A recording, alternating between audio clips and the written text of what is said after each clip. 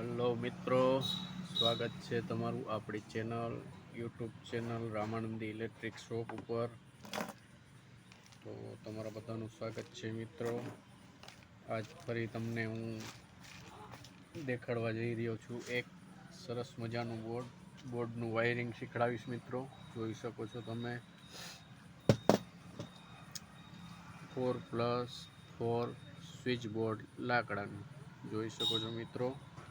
અને 4+4 કેમ કહેવામાં આવે છે તો તમે જોઈ શકો છો, કારણ કે આમાં છે 4 સ્વિચ અને 4 5 પિન સોકેટ, એટલે આને 4+4 સ્વિચ બોર્ડ કહેવામાં આવે છે મિત્રો. જોઈ શકો છો. હવે હું તમને મિત્રો આની વાયરિંગ શીખડાવીશ. જોતા રહો આપણા વિડીયોમાં રામાનંદી ઇલેક્ટ્રિક શોપ.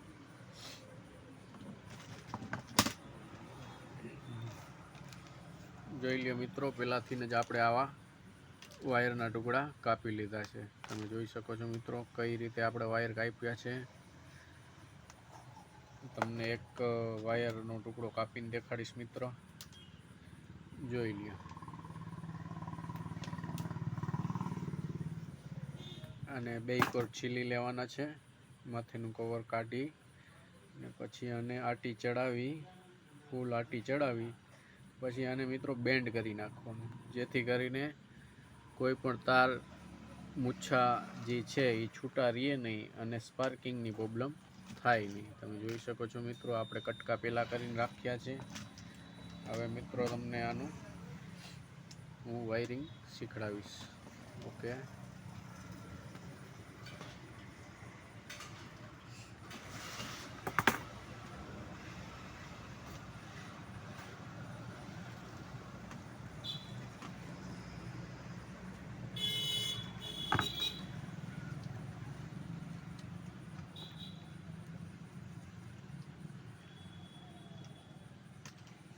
અને હા મિત્રો, હંમેશા જે સ્વિચ છે એના ટોપ ઉપર જ તમારે કનેક્શન દેવાનું રહેશે સોકેટનું. શું કામ કે જે સ્વિચનો જે ટોપનો ભાગ હોય છે મિત્રો, તો અહીંયા એક પ્રકારની સ્પ્રિંગ આવેલી હોય છે. સ્પ્રિંગ કામ કરતી હોય છે.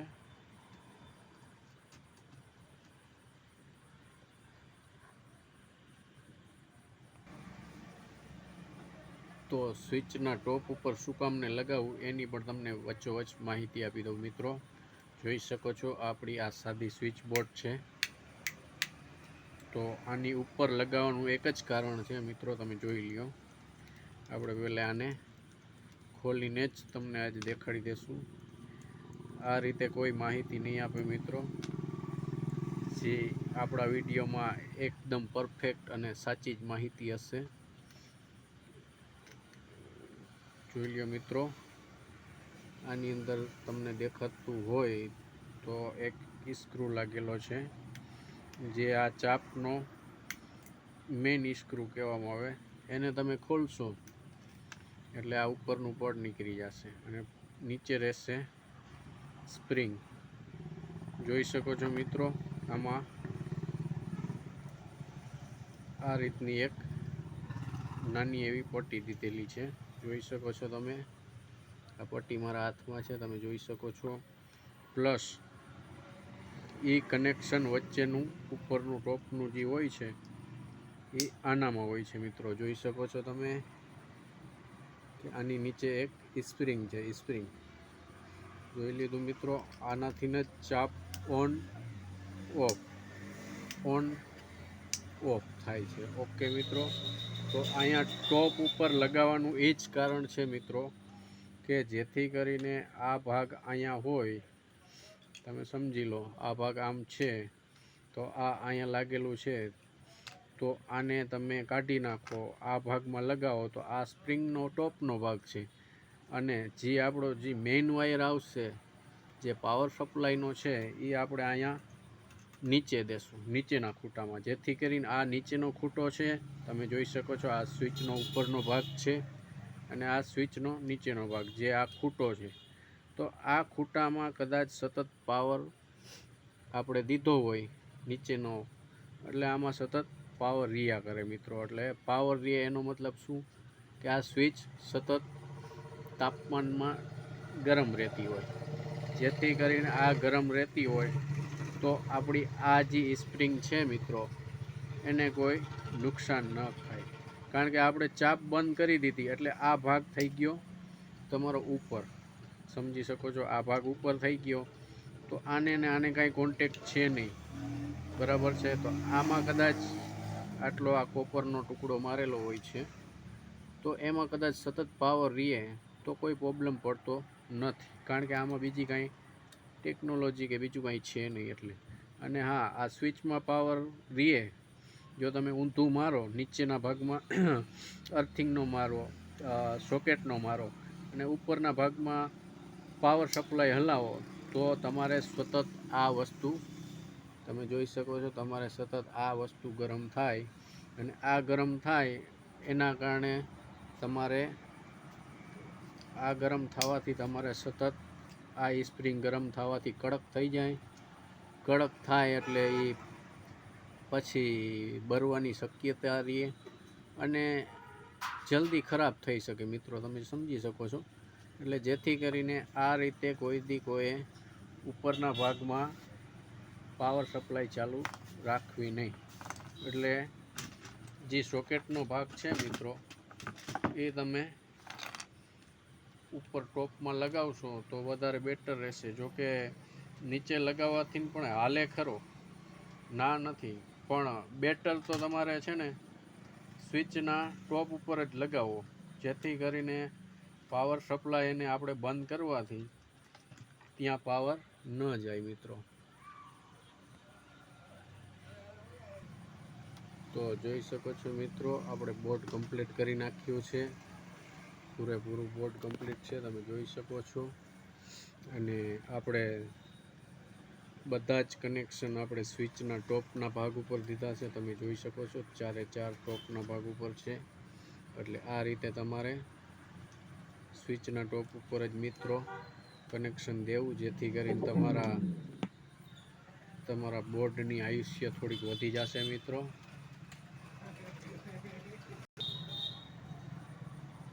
તો જોઈ શકો છો મિત્રો, હવે આપણે આને અર્થિંગ સપ્લાય મારી દેશું. ફક્ત એક અર્થિંગ સપ્લાયનો વાયર આપણે આને લગાવી દેશું. અને મિત્રો ખાસ કરીને આ રીતે આટી મારવી, આ રીતે આટી લાગ્યા પછી આને આ રીતે બેન્ડ કરી દેવો, જેથી કરીને આની જે આ સોકેટના ખાંચા હોય છે એની અંદર જગ્યા થોડીક વધારે હોય છે. તમે સિંગલ તાર ગરકાવી અને કાઢી નાખો છો, એ રીતે ન કરવું, કારણ કે એ વાયર એમાં અંદર ઢીલો રહે, લૂઝ રહે, અને લૂઝ રહેવાથી ને બોર્ડમાં સ્પાર્કિંગ થાય એટલે બોર્ડ જલ્દી ખરાબ થાય મિત્રો. અને હા મિત્રો, આપણા ચેનલ ઉપર જે પણ નવા મિત્રો આવ્યા છે અને વિડીયો જોવે છે એ લોકો આપણી ચેનલને સબસ્ક્રાઈબ કરી દો, જેથી કરીને તમને ઇલેક્ટ્રિકની પૂરેપૂરી માહિતી આપણી ગુજરાતી ભાષામાં તમને મળતી રહે. અને તમારે પણ ઘરે સ્વિચ બોર્ડ કાંઈ પણ રિપેરિંગ કરવું હોય તો તમે વિડીયોમાં જોઈને કરી શકો છો મિત્રો.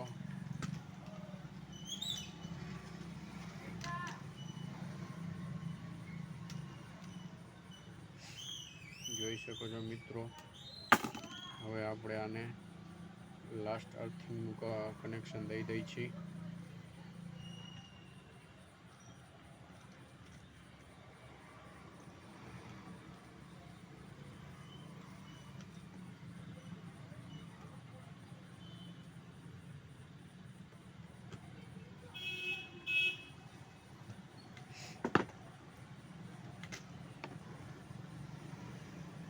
અને હા મિત્રો, હવે આપણે આ વાયરને બારે કાપી નથી નાખવાનો, અને સીધો આને પાવર કનેક્ટ આઈને નીચે જોડી દેવાનો રહેશે.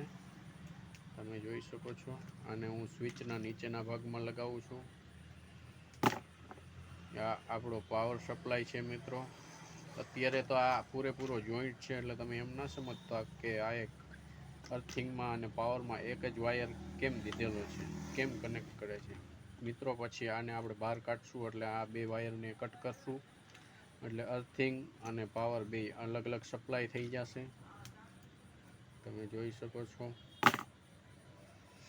મિત્રો. આપણી ચેનલ તમને કેવી લાગે છે અને તમે ક્યાંથી જુઓ છો એ કોમેન્ટ કરો, તો મને પણ ખબર પડે કે ભાઈ આપણી ચેનલ ગુજરાતના ખૂણે ખૂણે પહોંચી ગઈ છે અને બધા જ મિત્રોનો સપોર્ટ આપને ધીરે ધીરે મળે તો આવનારા સમયમાં આગળ આપણે આનાથી સારા વિડીયો બનાવી અને હજી પણ વધુ ઇલેક્ટ્રિકને લગતી બધી જ માહિતી હું તમને આપણી ચેનલ ઉપર ઉપલબ્ધ કરાવું મિત્રો, જેથી કરીને તમને પણ કંઈક નવું જાણવા મળે, જોવા મળે, શીખવા મળે. અને તમારે પણ ઇલેક્ટ્રિકની દુકાન હોય તો મિત્રો કઈ કઈ વસ્તુ કયા સમય ઉપર વધારે હાલે એ પણ તમને માહિતી રહીએ. જેમ કે નોરતા હોય, નોરતા છે, દશામાના વ્રત છે, ગણેશ ચતુર્થી છે, તો આવા સમય ઉપર આપણે સિરીજ છે, એલઈડી પટ્ટીઓ છે, ફરતા લેમ્પ છે, રંગબેરંગી ચાઇના લેમ્પ છે કે દીવડા છે, આવું બધું ઇલેક્ટ્રિકમાં ઘણી બધી વસ્તુ આવે છે. તો એ બધું આપણે ભરી અને એડવાન્સમાં રાખી લેવું આપણી દુકાન ઉપર, જેથી કરીને આ સમય ઉપર નોરતામાં સિરીઝનું ખૂબ જ ધૂમ વેચાણ થાય, આપણા કસ્ટમર પાછા ન જાય અને જોઈ એવી એને વેરાયટી મળે મિત્રો. અને દિવાળી હોય તો પણ સિરીઝો હાલે જ છે ફૂલ, દીવડા લાઇટો હાલે છે, ફરતા લેમ્પ હાલે છે, રંગબેરંગી ઘણી બધી આઈટમ અત્યારે તો આવે છે. લેઝર કેમેરા આવે છે મિત્રો, એ પણ ખૂબ હાલે છે, ધૂમ હાલે છે બજારમાં. તો જોઈ શકો છો મિત્રો, હવે આપણું આ બોર્ડ 4+4 બોર્ડ એ બની અને કમ્પ્લીટ રેડી થઈ ગયું છે. તમે જોઈ શકો છો આમાં બધા જ છેડા મેં આપી દીધા છે મિત્રો. આ પાવર સપ્લાયનો કનેક્શન છે, આ અર્થિંગ સપ્લાય છે, ચારે ચાર ખૂણે સોકેટને અર્થિંગ મળી જાય અને પાવર સપ્લાય અને સ્વિચમાંથી અહીંયા આવી જાય, અહીંથી ચાલુ કરવાથી અહીંયા પહોંચી જાય, આ ચાલુ કરવાથી અહીંયા પહોંચી જાય, આ ચાલુ કરવાથી અહીંયા પહોંચી જાય. એટલે મિત્રો ખાસ જોઈ લેજો, કંઈ પણ પ્રકારની ભૂલ ન કરતા, નકર પાવર અને અર્થિંગ જો એક થશે તો અહીંયા શોર્ટ સર્કિટ થશે. એટલે વિડીયો જોઈ જો તમે બોર્ડ રિપેરિંગ કરતા હોય અથવા શીખતા હોય તો વિડીયોને બરોબર જોજો અને એક વખત સિરીઝમાં ચેક કરી અને પછી બજારમાં બોર્ડને મૂકજો. તો મિત્રો આપણું આ બોર્ડ કમ્પ્લીટ થઈ ગયું છે. હવે આપણે આને લગાવી દઈશું એના બોક્સ ઉપર, જે લાકડાની નીચે બોડી આવે એનામાં. જોઈ શકો છો અહીં એક નાનો હોલ દીધેલો છે, એમાંથી આપણે તારને અંદર પાસ કરવાના છે મિત્રો. અને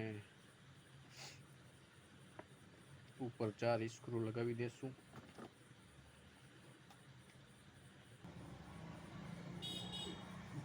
તો મિત્રો જોઈ લ્યો, આપણું બોર્ડ એકદમ કમ્પ્લીટ બની ગયું છે. તમે જોઈ શકો છો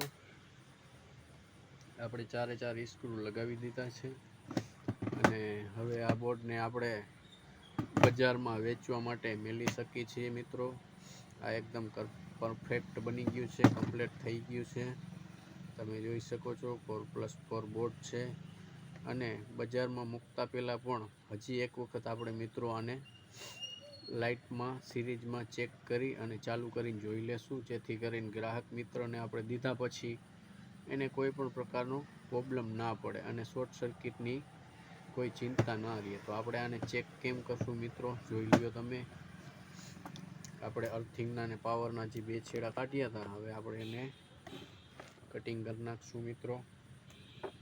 જોઈ શકો છો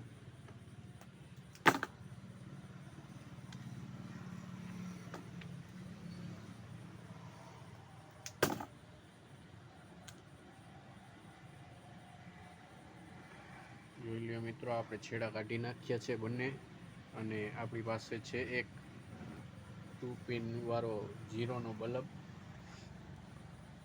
તો આ 2 પિન 0ના બલ્બને આપણે સોકેટમાં લગાવી દેશું, જેથી કરીને આપણને ખબર પડે કે આપણા બોર્ડમાં વાયરિંગમાં કોઈ પણ પ્રકારની મિસ્ટેક રહી નથી ગઈ ને. જો મિસ્ટેક હશે તો આ લેમ્પ નહીં થાય મિત્રો, તમને પણ ખબર છે, તમે પણ જોઈ શકો છો. અને હા, આને આપણે સિરીઝમાં પહેલી વખત ચેક કરવાનો રહેશે મિત્રો. તમે જોઈ શકો છો, આ આપણી સિરીઝ છે મિત્રો.